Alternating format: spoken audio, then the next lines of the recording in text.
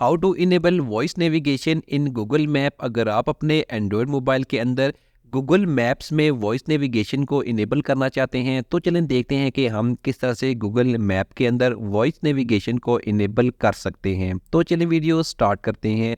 बहुत ही ईजी है। इसके लिए आपने क्या करना है कि सबसे पहले अपने मोबाइल में गूगल मैप की जो ऐप है उसे ओपन कर लेना है। गूगल मैप ऐप ओपन करने के बाद ऊपर आपका प्रोफाइल लोगो होगा, अकाउंट होगा, यहाँ पर क्लिक करना है और इसके बाद आपने यहाँ से इसकी सेटिंग ओपन करनी है।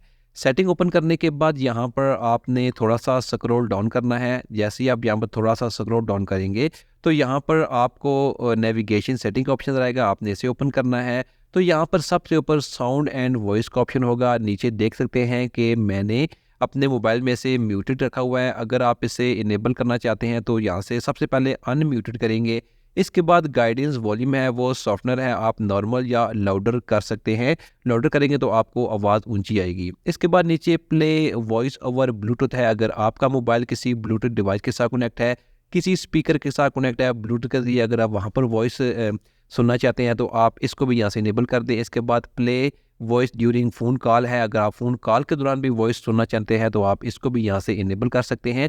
तो आप इस तरह से बहुत आसान तरीके से गूगल मैप के अंदर वॉइस नेविगेशन को इनेबल कर सकते हैं। Thanks for watching this video.